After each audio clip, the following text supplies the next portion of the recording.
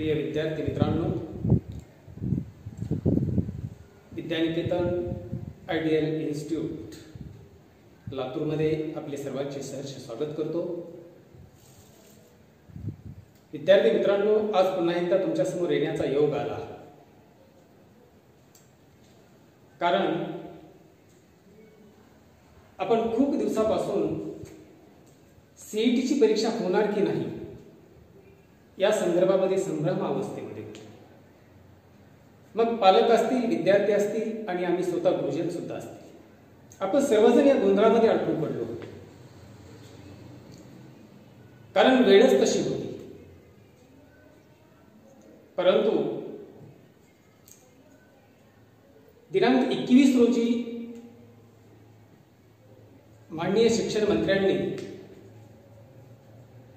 या विषयाला अंतिम स्वरूप दिलं आणि आपल्या सर्वांच्या मनामध्ये निर्माण झालेला गोंधळ या ठिकाणी थांबला। आता हे निश्चित झालं की सीईटीची परीक्षा होणार आणि सीईटीच्या परीक्षेचं सर्क्युलेशन काढून ज्या तारखांना सीईटीची परीक्षा होणार आहे त्या तारखा आपल्या सर्वांपर्यंत पोहोचलेल्या आहेत। तरी सुद्धा पुन्हा एकदा विद्यार्थ्यांच्या मनामध्ये कन्फ्युजन नको म्हणून या ठिकाणी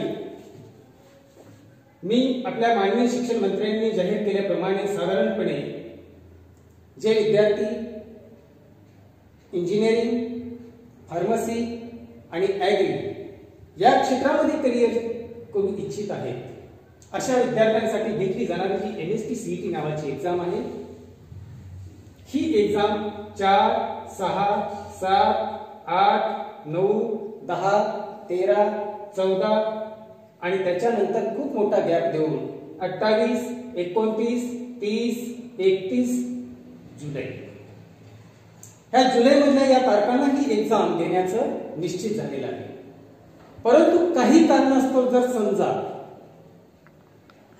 यापैकी काही विद्यार्थ्यांना ही एक्झाम नाही देता आली तर शिक्षण मंत्र्यांनी त्या बाबतीत सुद्धा काळजी घेतलेली आहे। तर विद्यार्थ्यांना ऑगस्ट महिन्यामधल्या 3 तारखा निश्चित करून दिलेल्या आहेत, ती म्हणजे 3 ऑगस्ट, 4 ऑगस्ट आणि 5 ऑगस्ट या तारखांना पण विद्यार्थी, जे राहिलेले विद्यार्थी आहेत ते परीक्षा देऊ शकतात। म्हणजे ही झाली परीक्षेची तारीख। त्यानंतर सर्वात महत्त्वाच्या विषयावर आपण येऊया की बाळांनो, तुम्ही ज्या ग्रुपनुसार सध्या एंट्रन्स एक्झामची सीईटीची तयारी करताय त्या ग्रुपच्या संदर्भामध्ये थोडक्यात माहिती आपल्याला या ठिकाणी पाहणं हिताचं ठरेल। जे विद्यार्थी PCM ग्रुपच्या माध्यमातून स्वतःला पुढे घेऊन जात आहेत ते साधारणपणे मी असं म्हणेन की इंजिनिअरिंग असेल, फार्मसी असेल आणि ॲग्री मधले काही कोर्सेस असतील की त्याच्यासाठी हा ग्रुप एलिजिबल मानला जातो आणि या ग्रुपच्या आधारे त्या कोर्सेसला प्रवेश दिले जातात। जे विद्यार्थी PCB च्या माध्यमातून स्वतःला पुढे घेऊन जात आहेत, साहजिकच आहे ते विद्यार्थी या ठिकाणी फार्मसी आणि ॲग्री मधले काही कोर्सेस आहेत की ज्याला बायोलॉजी हा इसेन्शियल आहे, म्हणजे अनिवार्य आहे। म्हणजे ॲग्री आणि फार्मसीसाठी हा ग्रुप अतिशय महत्त्वाचा आहे। म्हणजे दोन्ही बाबतीमध्ये जर आपण विचार केला, PCM आणि PCB या दोन्ही ग्रुपचा विचार केला किंवा जनरल ग्रुपचा जर विचार केला PCMB या 4 विषयांचा, तर काही विद्यार्थी असेही आहेत की ते इंजिनिअरिंगचीही परीक्षा देणार आहेत, फार्मसीचीही देणार आहेत आणि ॲग्रीची पण देणार आहेत। म्हणजे थोडक्यात ते दोन्ही परीक्षेला सामोरं जाणार आहेत। पण या वेळेला ही परीक्षा आपल्या अगदी जवळ येऊन थांबलेली आहे। परीक्षेची तारीख निश्चित झालेली आहे आणि आतापर्यंत मी जवळजवळ 20 ते 25 व्हिडिओ टाइम मॅनेजमेंटच्या बाबतीमध्ये असतील, करिअरच्या बाबतीमध्ये असतील, मेडिकलची ॲडमिशन प्रोसेस असेल, इंजिनिअरिंगची माहिती असेल, ॲग्रीची माहिती असेल, फार्मसीची माहिती असेल, तुमच्यापर्यंत पोहोचवलेत। तुम्ही ते व्हिडिओ ऐकलेले आहेत आणि आम्हाला समजतं या व्हिडिओच्या माध्यमातून की किती विद्यार्थी खरोखर अभ्यासासाठी तळमळीने अप्रोच झालेले आहेत। कारण आणखीही काही विद्यार्थ्यांनी ह्या व्हिडिओला पाहिलेलं नाहीये आणि म्हणून आम्हाला सुद्धा या गोष्टीचा खेद वाटतो की बाळांनो, तुम्ही करिअरच्या अशा पॉइंटवरती, अशा स्टेजवरती येऊन थांबलेले आहे की इथंच तुम्हाला निश्चित करायचंय चांगलं काय आणि वाईट काय. इथंच तुम्हाला निश्चित करायचंय तुमचं उद्याचं भविष्य काय आहे. आणि म्हणून माझी सर्वांना एक नम्र विनंती आहे की बाळांनो, अशी जी माहितीचे मार्गदर्शन पण व्हिडिओ आहे ते तुमच्यापर्यंत आल्याच्या नंतर तुम्ही नक्कीच 100% ह्या व्हिडिओचा लाभ घ्यायला पाहिजे, उपभोग घ्यायला पाहिजे. जी माहिती तुमच्याकडे नाही ती माहिती जर तुम्ही उपलब्ध करून घेतली तर अभ्यासातली गती वाढवण्यामध्ये तुम्हाला या ठिकाणी खूप मोठा फायदा होतो. म्हणून मी असं म्हणतो, नेहमी म्हणतो की ही एक संधी आहे. बाळांनो, महत्वाचा विषय असा आहे की इंतजार करने वालों को उतना ही मिलता है. इंतजार करने वालों को उतना ही मिलता है जितना कोशिश करने वाले छोड़ देते हैं. आणि म्हणून आपण कोणत्याही गोष्टीची वाट न बघता आपल्याकडे उपलब्ध असलेल्या संधीचा आपण 100% फायदा जाग्यावर घेतला पाहिजे आणि पुढे निघून गेलं पाहिजे. कारण आजच्या काळामध्ये स्पर्धा ही खूप तीव्र आहे. सिलेबस एवढा मोठा आहे आणि याच्यातून आपल्याला पुढे निघायचे. या स्पर्धेला आपल्याला एक चांगला स्पर्धक बनून तोंड द्यायचे आणि चांगले मार्क्स मिळवून आपल्याला एखाद्या क्षेत्रामध्ये आपलं जे करिअर आहे ते करिअर निर्माण करायचं, घडवायचं.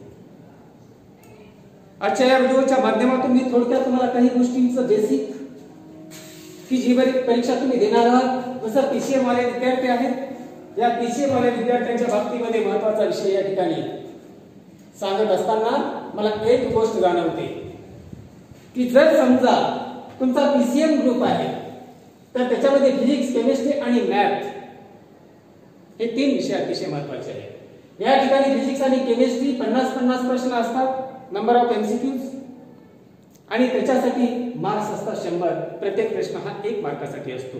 म्हणजे या ठिकाणी टोटल मार्क्स किती असतात? 100 असतात. आणि ह्या 100 प्रश्नांना सोडवण्यासाठी बाळांनो तुम्हाला दिलेला टायमिंग हा 90 मिनिटाचा असतो. 90 मिनिटाचा. तुम्ही जर कॅल्क्युलेशन केलं तर या ठिकाणी एका प्रश्नासाठी किंवा एका प्रश्नाचं उत्तर तुम्हाला शोधण्यासाठी आणि ते लिहिण्यासाठी या ठिकाणी फक्त 54 सेकंदाचा वेळ मिळतो. हे लक्षात ठेवा. नंबर 2 ला मॅथमॅटिक्स सारखा सब्जेक्ट आहे. मॅथमॅटिक्स मध्ये या ठिकाणी 50 प्रश्न विचारले जातात आणि प्रत्येक प्रश्न 2 मार्काचा असतो. परीक्षा असते 100 मार्काची. म्हणजे मॅथमॅटिक्स पेपर हा 100 मार्काचा असतो. दोन्हीची एकत्रित आपण जर बेरीज केली तर 200 मार्काची एकूण सीईटीची एक्झाम असते. याच्यासाठी वेळ असतो 180 मिनिटाचा. फक्त या ठिकाणी मॅथमॅटिक्सच्या तुम्हाला प्रत्येक प्रश्नाला 54 सेकंद गुणिले 2 या पद्धतीने तुम्ही टायमिंग सेट करू शकता आणि त्या पद्धतीने प्रत्येक प्रश्न तुम्ही हँडल करू शकता. त्यानंतर नंबर 2 ची एक्झाम तुमची पीसीबी ग्रुपची आहे. या पीसीबी ग्रुप मध्ये सुद्धा फिजिक्स आणि केमिस्ट्रीसाठी 50-50 नंबर ऑफ एमसीक्यूज, 100 मार्क्स, 90 मिनिटाचा टायमिंग, प्रत्येक प्रश्नासाठी 54 सेकंद. त्यानंतर बायोलॉजी आला आणि बायोलॉजी मध्ये बॉटनी आणि झूलॉजी असं सेपरेशन. या दोन्हीवर एकत्रित 100 प्रश्न विचारले जातात. प्रत्येक प्रश्न हा 1 मार्कासाठी असतो. म्हणजे टोटल 100 मार्क्स आणि टायमिंग असतो 90 मिनिटाचा. 200 मार्कासाठी 180 मिनिटाचा टायमिंग सेट केलेला असतो. पण बाळांनो, मागच्या वर्षीपासून किंवा मागच्या वर्षीच्या अगोदर ही परीक्षा होत असताना फक्त 12वीच्या अभ्यासक्रमावर व्हायची. आणि मागच्या वर्षी मात्र आपल्या गव्हर्नमेंटनं याच्यामध्ये खूप मोठा बदल केला आणि 11th + 12th 11वी आणि 12वी दोन्हीचा एकत्रित अभ्यासक्रम करून तुमचा सीईटीचा सिलेबस सेट केला गेला. या ठिकाणी 11वीला वेटेज देत असताना त्यांनी 11वीला वेटेज किती दिलंय? 20% दिलंय आणि 12वीला वेटेज दिलेला 80%. म्हणजे टोटल किती आलं? 100% वेटेज आलं.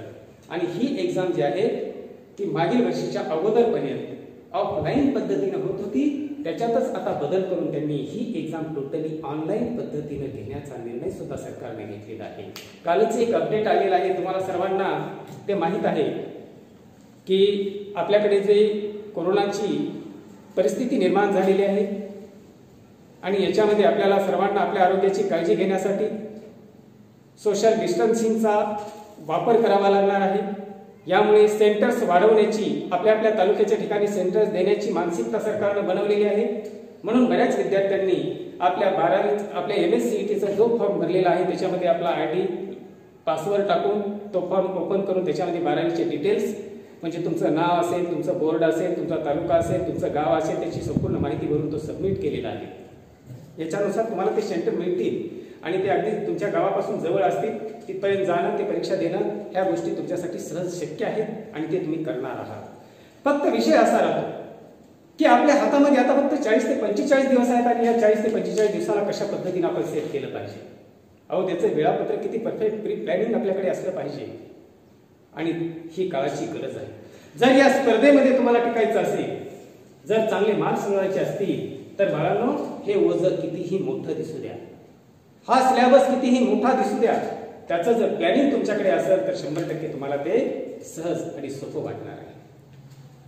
कारण आपण या ठिकाणी एकत्रित जर विचार केला, 11वी आणि 12वीचा एकत्रित अभ्यासक्रम या ठिकाणी सीईटी साठी आयोजित केलेला आहे आणि दोन्हीचे एकत्रित टॉपिक त्याची जर गोळाबेरीज आपण करत बसलो किंवा फिजिक्सचे किती टॉपिक, केमिस्ट्रीचे किती, मॅथ्सचे किती आणि बायोलॉजीचे किती, ह्या तिन्हीची एकत्रित गोळाबेरीज केली तर ती 100च्या जवळपास जाते। पण याच्यातला विषय एक महत्वाचा असाही आहे की काही टॉपिक्स अतिशय महत्वाचे, व्हेरी इम्पॉर्टंट असतात,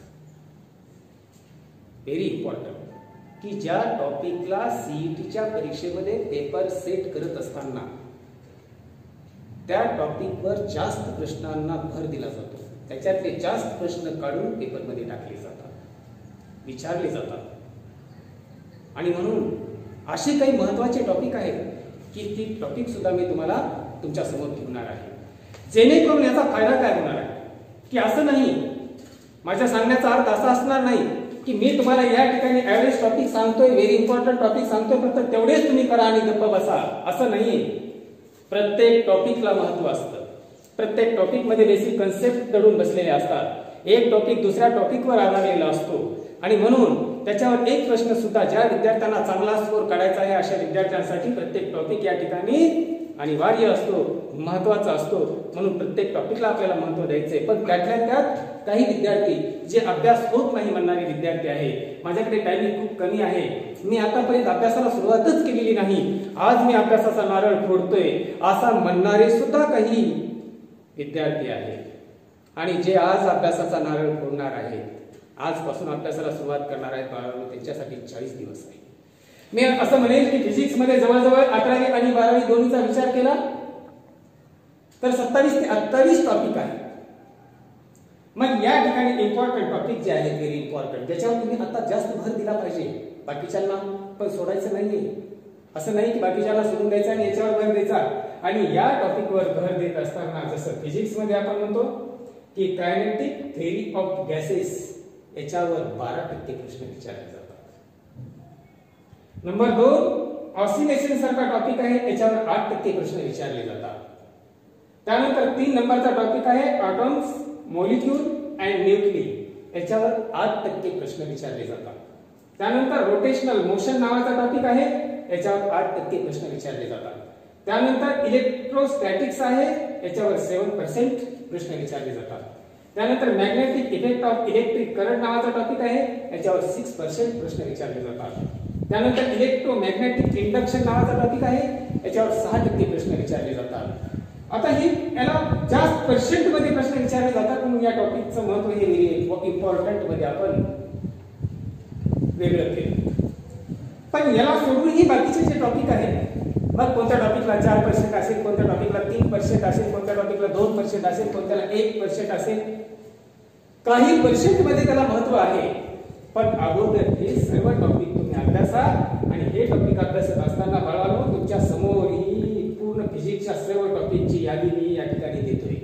ही यादी आहे, पहा, इथून 1 नंबर पासून हे स्टार्ट केलेले जे टॉपिक आहे, हे सर्व स्टार्ट केलेले टॉपिक हे व्हेरी इम्पॉर्टंट मध्ये आपण अतिशय महत्वाचे म्हणून काय करणार, त्याच्याकडे जास्त लक्ष देणार आणि जे बाकीचे टॉपिक आहेत हे बाकीचे टॉपिक सुद्धा आपल्या दृष्टीने ज्यांना चांगला स्कोर काढायचा आहे, ज्यांना 170 180 कव्हर करायचा आहे, प्लस करायचा आहे, अशा विद्यार्थ्यांनी बाकीच्या टॉपिकला सुद्धा जसा जसा वेळ मिळेल त्यानुसार आपला वेळ सेट करून त्याच्याकडे सुद्धा व्यवस्थितपणे लक्ष केंद्रित करावं आणि या संपूर्ण टॉपिकच्या बेसिक कन्सेप्ट असतील, त्याचे एमसीक्यूज असतील, त्याच्या हिंट्स असतील, त्याच्या ट्रिक्स असतील, त्याचे फॉर्म्युलेज असतील, व्यवस्थितपणे अभ्यासावे आणि या सर्व व्यवस्थित टॉपिकना अभ्यासून त्याच्यावरचे एमसीक्यू सोडवून या पहिल्या पेपर मधला फिजिक्सच्या 50 प्रश्नांसाठी 50 मार्कासाठी आपण सज्ज व्हावं एवढीच मी या ठिकाणी अपेक्षा करतो. त्यानंतर नंबर 2 ला केमिस्ट्री आहे. पेपर फर्स्ट मध्येच केमिस्ट्रीचे 50 प्रश्न विचारले जातात. आज केमिस्ट्रीच्या बाबतीत जर विचार केला आपण तर साधारणपणे 12वीला 15 ते 16 टॉपिक आहेत आणि 11वीचे 10 टॉपिक असे 25-26 टॉपिक टोटल आहे. पण काही टॉपिकना या ठिकाणी आपल्याला इम्पॉर्टंट म्हणून सुद्धा महत्त्व द्यायचे की हे टॉपिक अतिशय महत्त्वाचे आहे. जसं केमिकल थर्मोडायनामिक्स आणि एनर्जेटिक्स हा टॉपिक आहे. 15% वेटेज आहे त्याला. बघा म्हणजे याच्यावर तुम्ही किती भर दिला पाहिजे. P block elements group 15 to 18 याच्यामध्ये याला 9% वेटेज दिलेला आहे. त्यानंतर कोऑर्डिनेशन कंपाऊंड्स याला 9% वेटेज आहे. त्यानंतर D and F block elements याला 8% वेटेज आहे. त्यानंतर अल्कोहोल फेनॉल्स अँड इथर्स याला 8% वेटेज आहे. त्यानंतर organic compounds and containing nitrogen याला 8% वेटेज आहे. त्यानंतर सॉलिड स्टेट याला 6% वेटेज आहे. म्हणजे थोडक्यात या ठिकाणी विचार करत असताना जरी हे समजा महत्त्वाचे मी 7 टॉपिक या ठिकाणी दिले असले तरी आणखी तुमच्या हातामध्ये बाकीचे 17-18 टॉपिक आहेत. त्यांना सुद्धा मी सांगितल्या पद्धतीने काही पर्सेंट मध्ये त्याच्यावर प्रश्न विचारले जाणार आहेत बाळांनो. त्यामुळे सर्वात प्रथम हे टॉपिक अगोदर परफेक्ट करून बाजूला सरका आणि बाकीचा वेळ सेट करून राहिलेले जे टॉपिक आहेत केमिस्ट्री मध्ये मी तुमच्या समोर हे चार्ट दाखवतोय. हे एवढे सगळे असलेले जे टॉपिक आहेत या सगळ्या टॉपिक मध्ये काय करा तुम्ही व्यवस्थितपणे अगदी हे स्टार्ट केलेले टॉपिक पूर्ण अभ्यासून व्यवस्थितपणे तुमचा कॉन्फिडन्स वाढवा आणि त्याच्यानंतर राहिलेले टॉपिक व्यवस्थित हळूहळू सगळे टॉपिक काय करा अभ्यासा आणि अभ्यासून त्याच्यामध्ये सुद्धा आपल्याला माहित आहे की फिजिकल केमिस्ट्री, ऑर्गॅनिक केमिस्ट्री आणि इनऑर्गॅनिक केमिस्ट्री अशा 3 पार्ट मध्ये त्याची विभागणी आहे. बऱ्याच विद्यार्थ्यांना फिजिकल केमिस्ट्री थोडंसं अवघड जातं. बाळांनो आपण सॉलिड स्टेट पर्यंत आलो की इथपर्यंतचे हे सर्व टॉपिक आहेत. मी तुमच्या समोर हे केमिस्ट्रीचे सर्व टॉपिक या ठिकाणी दाखवतोय, दर्शवतोय आणि ही एवढी मोठी यादी आहे. या यादीमध्ये पहा की प्रत्येक टॉपिकला किती किती प्रमाणामध्ये वेटेज दिलेलं आहे. ज्या पद्धतीने हे वेटेज दिलेलं आहे त्या पद्धतीने तुम्ही त्याचं वर्गीकरण करा आणि व्यवस्थितपणे एकानंतर एक ज्या पद्धतीने मी तुम्हाला सांगितलं फिजिकल केमिस्ट्री असेल, ऑर्गॅनिक केमिस्ट्री असेल, इनऑर्गॅनिक केमिस्ट्री असेल त्याचं वर्गीकरण करा. तुम्हाला त्याच्यातलं जे सोपं वाटतंय त्याचा व्यवस्थितपणे अभ्यास करा. प्राधान्यक्रमाने ज्या चॅप्टरमध्ये तुमची आवड आहे, जो चॅप्टर तुम्हाला चांगल्या पद्धतीने आवडतो, जो चांगला समजलेला आहे तो चॅप्टर अगोदर हातामध्ये घ्या, अभ्यास करा. म्हणजे तुमचा आत्मविश्वास काय होईल वाढेल. कारण आपण या सर्व चॅप्टर्सचे व्हिडिओ तुमच्यापर्यंत पोहोचवलेले आहेत. व्हिडिओ तुम्ही बघा, व्यवस्थितपणे कन्सेप्ट समजून घ्या आणि त्यावर एमसीक्यू सोडवण्यासाठी तुम्हाला आम्ही नोट्स दिलेले आहेत. त्या नोट्सच्या माध्यमातून तुम्ही त्या सर्व सोडवून घ्या. आपल्याला या फर्स्ट पार्ट मध्ये एकच गोष्ट मी तुम्हाला या ठिकाणी सांगायला विसरलो नाही की बाळांनो की तुमच्या एनएसटी सीईटी परीक्षेच्या पहिला जो पेपर असतो हा पहिला पेपर आपण या ठिकाणी पाहिलेला आहे की फिजिक्स आणि केमिस्ट्री 50 आणि 50 एमसीक्यूज दोन्हीवर विचारले जातात. म्हणजे टोटल 100 एमसीक्यूज असतात. 90 मिनिटाचा टायमिंग असतो. एका प्रश्नासाठी 54 सेकंद असतात. या पद्धतीनं हे सर्व चित्र आपल्या डोळ्यासमोर ठेवा आणि हे चित्र डोळ्यासमोर ठेवून फिजिक्स आणि केमिस्ट्री या 2 विषयाला व्यवस्थितपणे हँडल करा. त्याच्यामध्ये अभ्यास करत असताना काही अडचणी आल्या तर नक्की संबंधित विषयाच्या शिक्षकांना आपल्या व्हॉट्सअप ग्रुपमध्ये त्यांचे नंबर आहेत. तुम्ही कदम सर असतील, लोके सर असतील किंवा पवार सर असतील, तुम्ही त्यांच्याशी संपर्क करा आणि संपर्क करून 100% तुमच्या अडचणी सोडवण्यासाठी आम्ही तुमच्या बरोबर आहोत. तुम्हाला 100% आमच्याकडून सहकार्य करू. तुम्हाला सर्वांना या दोन्ही विषयाच्या अभ्यासासाठी व्यवस्थितपणे शुभेच्छा देतो आणि उद्याच्या व्हिडिओमध्ये जो नेक्स्ट पार्ट आपण तयार करणार आहोत उद्या बाळांनो या व्हिडिओमध्ये जो तुमचा 100 मार्काच्या वेटेजचा महत्त्वाचा विषय असणार आहे. ज्या विद्यार्थ्यांचा पीसीएम ग्रुप आहे त्याच्यामध्ये त्यांचं मॅथमॅटिक्स, ज्या विद्यार्थ्यांचा पीसीबी ग्रुप आहे त्याच्यामध्ये त्यांचं बायोलॉजी आणि ज्या विद्यार्थ्यांचा जनरल ग्रुप आहे त्यांचं मॅथमॅटिक्स आणि बायोलॉजी याच्यावर सुद्धा आपण फोकस करणार आहोत. त्याच्यातले महत्त्वाचे टॉपिक जे आहेत ते टॉपिक मी तुमच्यासमोर सादर करणार आहे नेक्स्ट सेकंड पार्टच्या माध्यमातून. आज आपण या 2 विषयावर चर्चा करून या ठिकाणी थांबूया. तुम्हाला सर्वांना अभ्यासासाठी माझ्याकडून शुभेच्छा देतो आणि या ठिकाणी थांबतो. धन्यवाद विद्यार्थी मित्रांनो.